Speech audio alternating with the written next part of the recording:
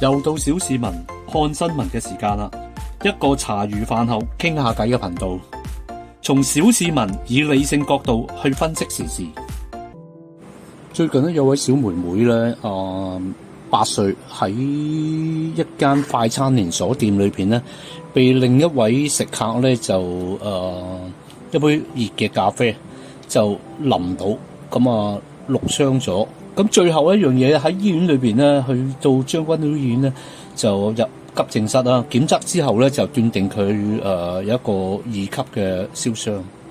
咁喺呢件不幸嘅事件裏邊咧，肇事者呢個食客咧就慌忙逃走就離開咗呢一間快餐店。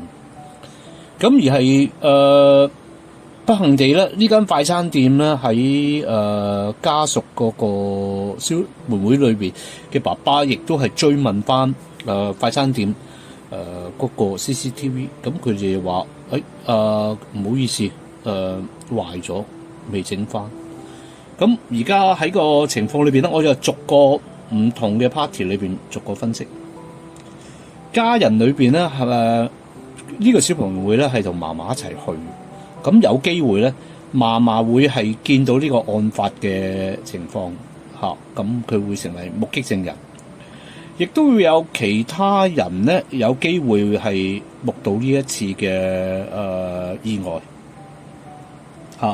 究竟個人係點樣杯咖啡倒咗落呢個小妹妹而係呢個小妹妹受咗傷，而肇事呢個人咧就因為某種原因佢離開咗個現場。咁我先講翻呢間快餐店。快餐店咧而家佢出現個問題就係話佢會配合警方嘅調查。首先一樣嘢咧就係話每間快餐店，尤其是呢啲大型嘅連鎖快餐店咧，都會有嗰個保險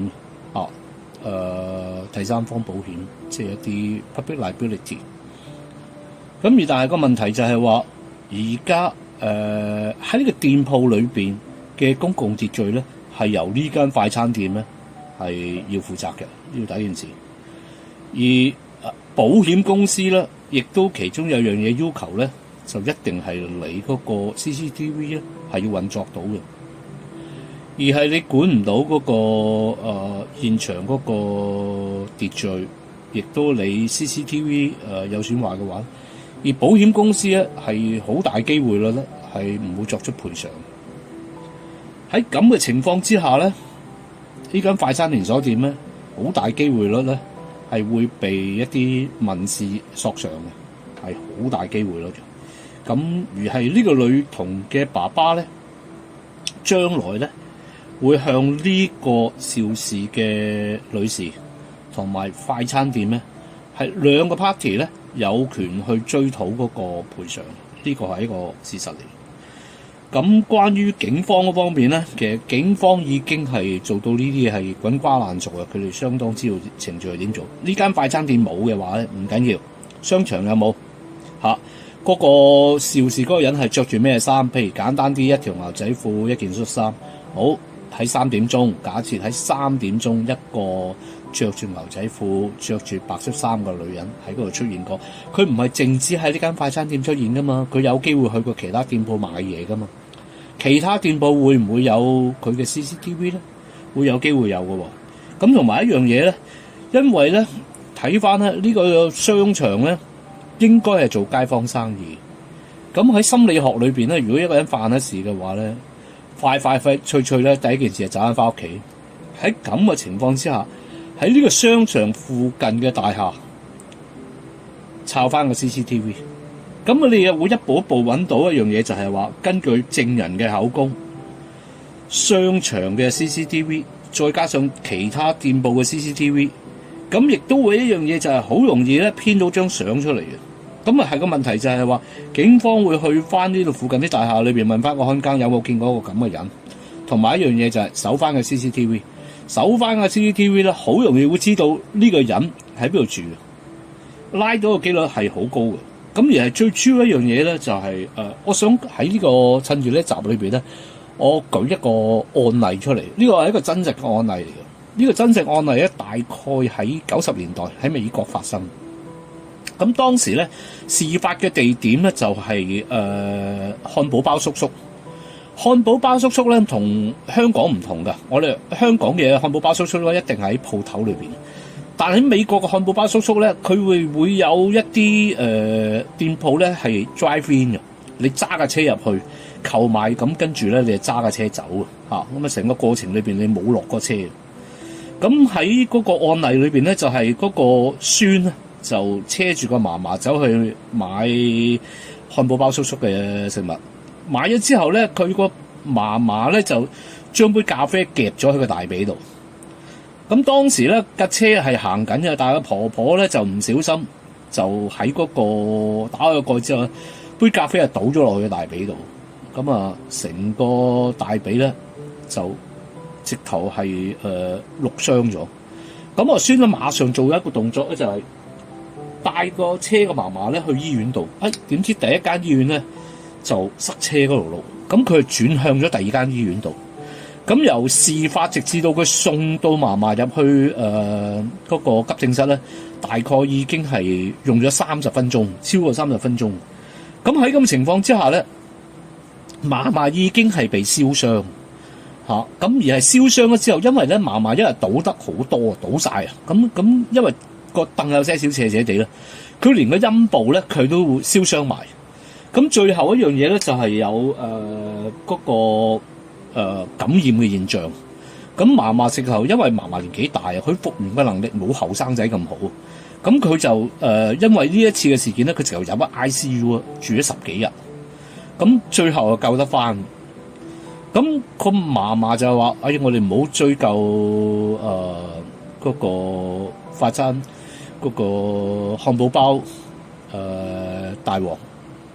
咁而係問題就係話呢個事件裏邊咧，佢個孫咧就查網上邊，原來發覺一樣嘢，漢堡包叔叔居然係發生過好多次咖啡係淥到人嘅事件。咁漢堡包叔叔咧就嘅處事方式係點樣咧？喺美國就你一投訴嘅話咧，佢賠800蚊。800蚊唔係現金啊，800蚊係漢堡包叔叔嘅餐券嚇，你去食翻嗰個漢堡包，我請你食咧咁樣嚇。咁我就先話唔得，阿嫲今次幾乎係冇命，咁啊要去賠償，咁啊同埋要改咗一啲條例。咁而係一樣嘢咧，原來佢哋查過一樣嘢，就係漢堡包叔叔咧個咖啡嗰個溫度咧係高啲嘅，高度係幾多咧？90度。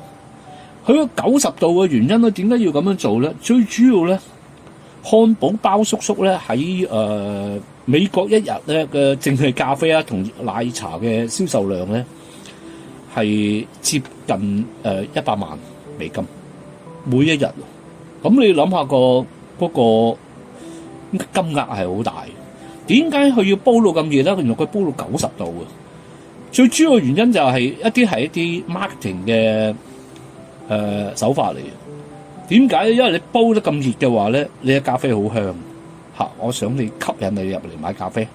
咁同埋一樣嘢，好多人咧係唔喺現場食嘅，就係帶走嘅外賣。你揸住呢杯咖啡咧，你翻咗屋企嘅話咧，或者去到 office 嘅話咧，呢杯咖啡仲係好熱嘅，仲係啱啱好入到口。呢個就係佢嘅堅力。係咁嘅問題就係話。但係亦都同一時間，佢煲到90度嘅話咧，佢 keep 住嘅，一路 keep 住都係90度。咁而係咁嘅情況之下咧，如果喺堂食或者你 drive in 嗰啲客咧，好機會一淥傷嘅話咧，佢會傷得好緊要。呢個婆婆係好嚴重，比呢個小朋友仲要更加嚴重，因為個年紀係好大嘅婆婆。好啦，咁問題就係最後咧，就漢堡包叔叔同呢一個即係點講啊？兩嫲孫咧就達成協議，裏面中間賠咗幾多錢咧？唔知。咁其實咧，原來有另一間連鎖店叫做兜巴星。兜巴星嘅咖啡咧係幾多度咧？兜巴星嘅咖啡咧係75度嘅，同嗰個漢堡包叔叔嘅相差咗10幾度。10幾度而係碌咗落個身度嘅話咧，係兩碼子嘅事㗎。兜巴星咧個安全性係較為高啲嘅。而係漢堡包叔叔咧嗰個熱度咧，如果你俾佢淋親咧，係嚴重好多。嗱，而家講翻呢個香港呢個 case， 香港呢個 case 咧，其實呢個受害者嘅爸爸咧，可以等一等，因為我相信警方係捉到呢一個肇事者嘅機率係好高，佢應該係附近嘅居民嚟嘅嚇。咁第二件事咧就係話可以同律師商討，因為一樣嘢就係呢間快餐連鎖店咧喺間店鋪裏邊嗰個叫做公共安全嚇，同埋一樣嘢 CCTV 嘅責任咧係應該係由佢嚟負責，而係問題就係話，如果呢件事不了了之嘅話咧，甚至乎聽日都可能發生同一件事。咁希望一樣嘢就係話呢間快餐店咧，亦都係需要有所改進，睇下點樣去應付一樣嘢，就係話顧客攞熱飲品嗰陣時嗰個情況係點樣做？因為個問題就係話希望唔會再有呢啲事發生啦，亦都希望一樣嘢就係話呢位小妹妹可以快啲早日康復，離開咗醫院之後，又可以同一啲小朋友快快樂樂咁樣返學。